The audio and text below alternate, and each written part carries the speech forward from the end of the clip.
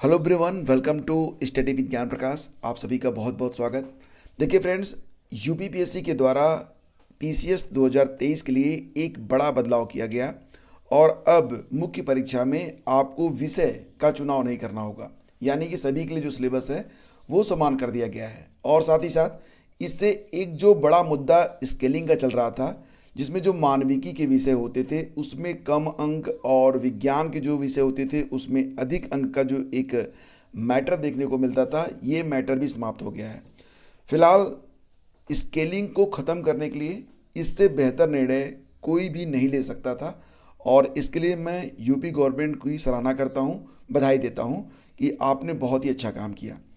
UP PCS 2023 अब सभी के लिए एक समान है। आपका बैकग्राउंड कुछ भी रहा हो, अब यहाँ पर सबकी एक समान योग्यता से और एक समान पाठ्यक्रम से परख की जा सकेगी।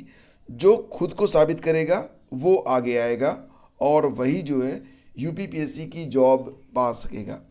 तो यहाँ पर उत्तर प्रदेश से जुड़े सामान्य ज्ञान के 2 प्रश्न पत्र जोड़े गए हैं और बैठक में प्रस्ताव को मंजूरी मिल चुकी है। कैबिनेट ने इस पर अपना निर्णय सुना दिया है। अब देखो, राज्य सरकार ने सम्मिलित राज्य प्रवर अधीनस्थ सेवा पीसीएस की मुख्य परीक्षा से वैकल्पिक विषय की अनिवार्यता को खत्म किया। इसके स्थान पर उत्तर प्रदेश से जुड़े सामान्य ज्ञान के 2 प्रश्न पत्र जोड़ दिए हैं। तो अब जो है यूपी स्पेशल आपको कुछ ज़्यादा ही डीपली पढ़ना पड़ेगा। क्यों? क्योंकि अभी तक आपने देखा था कि यूपी से जुड़े हुए कुछ सवाल आते थे, पाठ्यक्रम में था, लेकिन कभी कभी ऐसा भी मैंने देखा कि एकदम एक भी सवाल नहीं आए। अगर आप पिछले 4-5 साल के जो क्वेश्चन पेपर हैं उसको देखेंगे आप, तो आपको पता चलेगा कि पाठ्यक्रम तो है लेकिन कभी कभी सवाल पूछे गए तो ज़्यादा पूछे गए, कभी कभी बहुत कम पूछे गए। लेकिन अब 2 पेपर स्पेशली यूपी पर आधारित होंगे और इससे आप अपने प्रदेश को और भी बेहतर तरीके से जान पाएंगे। दूसरी बात यह है कि जो अदर स्टेट के अभ्यर्थी जो कि यूपीपीएससी में पार्टिसिपेट करते हैं, उनको भी अब यूपी को बेहतर तरीके से जानने का अवसर मिलेगा। कई बार ऐसा हुआ कि जो टॉपर लिस्ट होती है उसमें अदर स्टेट के अभ्यर्थी आते हैं। तो अब सबसे बड़ी बात यह है कि अब ऐसे अभ्यर्थी जब तक यूपी को जानेंगे नहीं, समझेंगे नहीं, तो इसका फ़ायदा वो उठा नहीं पाएंगे। दूसरी बात यह कि अब उत्तर प्रदेश पर आधारित क्योंकि 2 क्वेश्चन पेपर होंगे, तो इससे यूपी के जो अभ्यर्थी हैं जो कि यूपी में ही रहते हैं, तो उनको कहीं ना कहीं ज़्यादा फ़ायदा होगा। देखो, एक लगाव होता है, ठीक है, अपने स्टेट से, अपने ज़िले से, अपने गांव से। तो हम उसके बारे में जितना अधिक जानें उतना ही हमें अच्छा लगता है और दूसरों के बारे में जानना हमें उतना अच्छा नहीं लगता। देखो, मैं मतलब मानविकी के आधार पर, अनुभव के आधार पर बता रहा हूँ कि जो स्टेट के बच्चे होते हैं उनको अपने स्टेट के बारे में जानने में जितना रहता है इंटरेस्ट, अगर आप यूपी के हैं तो अगर आपको मैं बोलूँ कि असम के बारे में खूब पढ़ो तो आप उतना इंटरेस्ट लेके नहीं पढ़ोगे जितना यूपी के बारे में आप पढ़ोगे। तो इसका फ़ायदा कहीं न कहीं इनडायरेक्टली यूपी वालों को तो मिलेगा। मुख्यमंत्री योगी आदित्यनाथ की अध्यक्षता में बुधवार को कैबिनेट की बैठक में इस प्रस्ताव को मंजूरी दी गई है।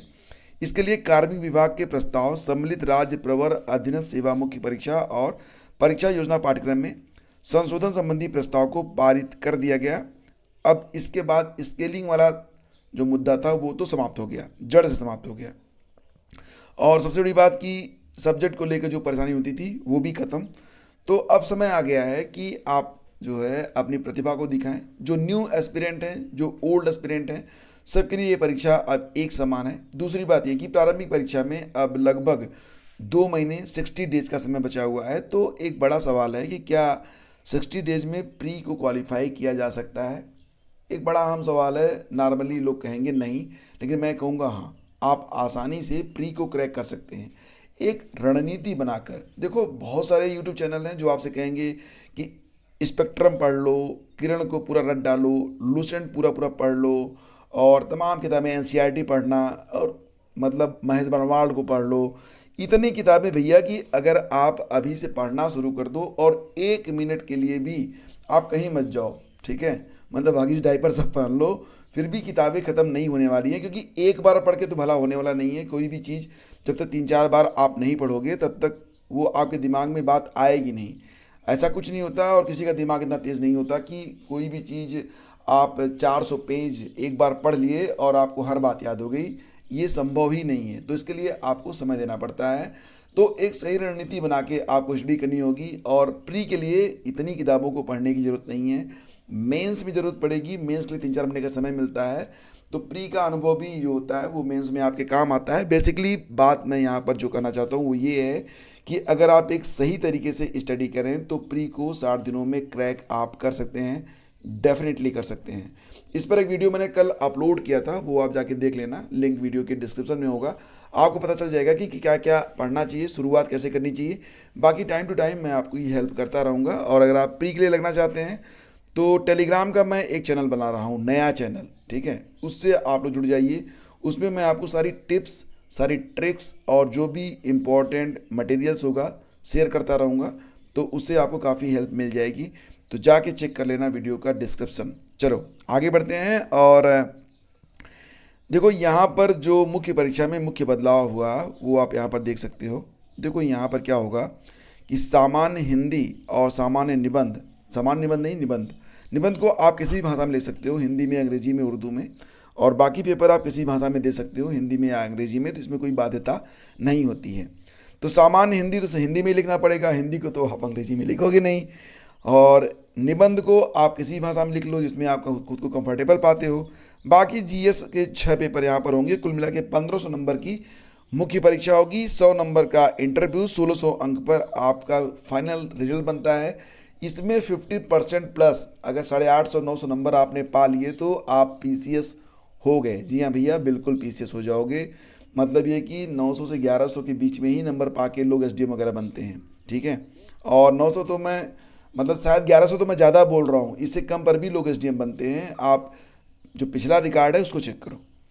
तो एक हौसला बढ़ाने वाली बात है और लगने वाली बात है। अगर खुद में वो आग पैदा कर सको तो आगे बढ़ो। चलो आगे बढ़ते हैं हम भी।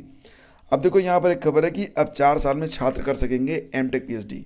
ये खबर सामान्य रूप से तो हमारे लिए नहीं है, हमारे लिए मतलब जो प्रतियोगी छात्र हैं उनके लिए नहीं है, लेकिन ये उनके लिए यूजफुल है जो लोग बीटेक के बाद एमटेक और पीएचडी करना चाहते हैं और फिर आना चाहते हैं शिक्षक बनकर, तो उनके लिए फ़ायदेमंद होगा। ट्रिपल आईटी प्रयागराज से यह कोर्स आया है। एक तरीके से यह इंटीग्रेटेड कोर्स है, इसमें एमटेक और पीएचडी आप 4 साल में कंप्लीट कर पाएंगे। तो संस्थान में इस समय 3 तरीके के जो एमटेक कोर्स हैं वो ऑर्गेनाइज किए जा रहे हैं। उसमें एक कोर्स ये भी आया है। मैं क्यों बता रहा हूँ आपको, देखो ये जो चीज़ें होती हैं ना, ये कहीं ना कहीं आगामी चेंजेस के लिए बेस का काम करती हैं। मतलब फ्यूचर में आपको देखने को मिलेगा कि जो एमए के अभ्यर्थी हैं वो एमए पीएचडी का इंटीग्रेटेड कोर्स में भी पार्टिसिपेट कर पाएंगे और 4 साल 5 साल में एमए प्लस पीएचडी को कंप्लीट कर पाएंगे। वैसे भी पीएचडी 3 साल मिनिमम होती है और इसके बाद 6 साल मैक्सिमम है। इस समय क्रेट के लिए फॉर्म भरे जा रहे हैं। रज्जू भैया राज्य विश्वविद्यालय से भी फॉर्म भरे जा रहे हैं। कुछ लोगों ने पूछा था कि क्या पूर्वांचल में भी फॉर्म भरे जा रहे हैं, अभी तो नहीं है। हाँ, जब भी कोई अपडेट आएगी मैं उसके बारे में आपको अपडेट कर दूंगा। तो पहली कक्षा में दाखिले के लिए 6 वर्ष की उम्र जरूरी, ये बहुत ही इंपॉर्टेंट न्यूज़ है। आजकल के बच्चों का जो बचपन है वो बहुत पहले छीन लिया जाता है। मैंने देखा कि 2.5 साल के बच्चों को स्कूल भेजा जाता है, बेहद अफसोस वाली बात है। देखो जो बच्चे होते हैं ना, एक बार वो अपने जीवनचर्या में उतरेंगे, आप खुद के बारे में सोचो, जब से ज़िंदगी दौड़ में लगी है तब से कितना मौका मिला आपको, तो उनको उनका बचपन जीने का मौका मिलना चाहिए। अब यहाँ पर मैं सरकार की फिर से सराहना करता हूँ कि बहुत ही अच्छा कदम उठाया गया।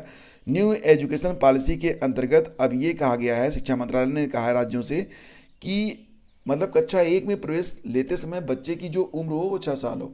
इसका मतलब ये है कि उसके पहले जो लोग मतलब होता था ना, मैंने देखा था इतने छोटे छोटे बच्चे कक्षा 1 में जाके पढ़ते हैं कि मैं क्या बताऊं उनको। तो मतलब बेचारे जो है अपना जो दैनिकचर्या है वो भी नहीं कर पाते हैं, लेकिन उनको क्या पढ़ाया जाता है। अच्छा, कभी किताबें उठा के देखो, जो आजकल की किताबें हैं, मैं तो कहता हूँ कि अगर आपने 10 साल पहले पढ़ाई लिखाई बंद कर दी है कोई भी, तो वो आसानी से उनको पढ़ा नहीं पाएगा।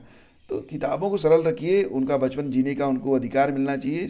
और साथ ही साथ ये अच्छा कदम है कि कम से कम उनको जो है थोड़ा सा वक्त मिलेगा, उनके बचपन को थोड़ा सा समय मिलेगा। और एक बात तो आप भी मानेंगे कि जब उम्र बढ़ती है तो समझ भी बढ़ती है। 6 साल का बच्चा कक्षा 1 में रहेगा तो चीज़ों को ज़्यादा अच्छे तरीके से और बेहतर तरीके से ग्रैब कर पाएगा, उसको सीख पाएगा। तो यहाँ पर एक बार मतलब मैं स्वागत करता हूँ इस निर्णय का। शिक्षा मंत्रालय ने जो निर्णय लिया और इसमें सरकार ने सहयोग दिया है। भारतीय सेना से अगर आप जुड़ना चाहते हैं, ऑफिसर बनना चाहते हैं या अग्निवीर के तौर पर अपनी सेवाएं देना चाहते हैं तो 15 मार्च तक आपके पास अवसर है। एक वेबसाइट है, इसका नाम क्या है, joinindianarmy.nic.in। इस पर जाएंगे आप तो यहाँ पर आप रजिस्ट्रेशन, परीक्षा प्रक्रिया और अभ्यास के लिए मॉक टेस्ट संबंधी जो वीडियो है उसको आप देख पाएंगे। अच्छी वेबसाइट है। अगर आपको सेना में जाने का शौक़ है, अगर आप सेना से जुड़ना चाहते हैं, जॉब करना चाहते हैं तो ये वेबसाइट आप लोग चेक ज़रूर कीजिएगा, ठीक है। और यहाँ पर आप देख सकते हैं कुछ और भी जानकारियाँ हैं। उत्कृष्ट खिलाड़ियों, ITI, NCC तथा डिप्लोमा धारकों के लिए बोनस अंक, तो सारी चीज़ें यहाँ पर आपको मिल जाएंगी देखने को। अगर आप कहेंगे तो मैं इस पर एक डेडिकेटेड वीडियो आपके लिए बना भी दूंगा। कल मैंने 2 वीडियो बनाए थे। एक वैकेंसी आई हुई है EPFO की, UPSC के द्वारा। इसमें प्री की परीक्षा होती है, देन फिर होता है इसमें इंटरव्यू, ठीक है। और अभी जो एग्ज़ाम डेट है वो क्लियर नहीं है, लेकिन इसमें आवेदन आप कर पाएंगे 25 तारीख से, 25 फरवरी से आप इसमें आवेदन कर पाएंगे। तो अगर आप अच्छा, इस बार पद बहुत अच्छे आए हैं। APFO में 577 पद हैं, ठीक है। कुल मिला जुला के AOU और ACFO के मिला के 577 पद हैं, तो उस पर भी आप आवेदन कर सकते हैं। और डिटेल जानकारी के लिए आप लोग वीडियो का डिस्क्रिप्शन चेक लेना, उसका लिंक भी वीडियो के डिस्क्रिप्शन में मैं डाल दूंगा। इसके अलावा दोस्तों कुछ और भी न्यूज़ रहती है, जानकारी रहती है, तो उसे मैं अपने वेबसाइट studyvithgyanprakash.com पर अपडेट कर देता हूँ। लाइक इस समय UP PCS के लिए इंटरव्यू चल रहे हैं, तो उन प्रश्नों को जो कि इंटरव्यू के दौरान पूछे जा रहे हैं, सारे प्रश्न मैं वहाँ पर अपडेट कर देता हूँ। उसको भी अगर आप चाहें तो चेक कर सकते हैं। Thank you so much. अगर वीडियो अच्छा लगता है और आप चाहते हैं कि हमारे वीडियोज़ लगातार आपको मिलते रहें और नेक्स्ट वीडियो आपको ज़रूर मिले, तो चैनल को सब्सक्राइब करके बेल आइकन को प्रेस कर देना और शेयर कर देना अपने दोस्तों के बीच। थोड़ी सी हेल्प मेरी भी करो। Thank you so much.